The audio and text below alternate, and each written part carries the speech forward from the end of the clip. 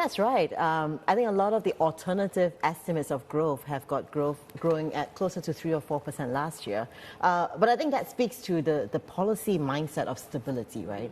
Really wanting to anchor confidence at a time when confidence is just so weak. They've tried 2 years to raise confidence. I think in an alternative realm, if they had come in with a lower growth target, I think that would have precipitated a lot more challenges down the road. So I think this is perhaps a symbolic move to show that policymakers are going to focus on keeping everything stable, including the currency, including growth, including consumer spending, including their commitment to fiscal stimulus. And I think that is probably welcome news, even though it's highly well signaled and everybody on the street is probably expecting a 5% growth target. Are they throwing good money after bad, though, Louise? Yeah, well... The second question, the $64,000 question is, will they achieve the 5% growth on the 31st of December 2025? With a last-minute little stimulus push like they did last year. Exactly. Got to get it over the line. Yes. Who is going to say we're not going to get 5% growth? No, but she makes a very important point. At the end of the day, they always get across the line by that last dose of stimulus. In 2023, it happened in 2024. By the skin of their teeth.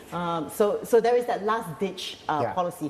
And because it's last-ditch, they have had to resort to measures that are immediate, like trading programs, stepping up on that. We know that those have immediate impact. They have had to resort to things that are, a bit unconventional, just so that it filters through to the economy quickly, right? Investments they need more durable policies, don't they? Do we think we're going to get anything durable out of today?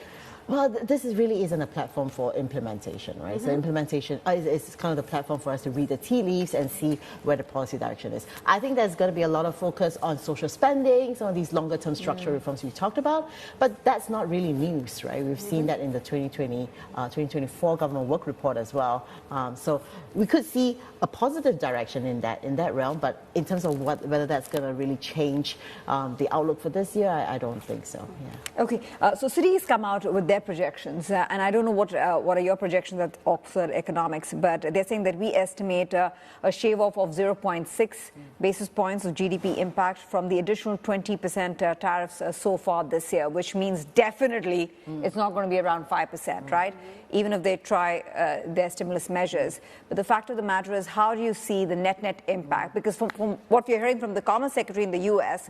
is that they want a deal. The U.S. wants a deal. So maybe this is just rhetoric. Maybe this is just a narrative that they want to fuel and a negotiating tool tactic. Yeah. No, for sure. I mean, from the Chinese perspective, if you look at how the PBOC is fixing the currency on the stronger side, it does seem from the Chinese they also want a deal. They also want to be on the trade talks table.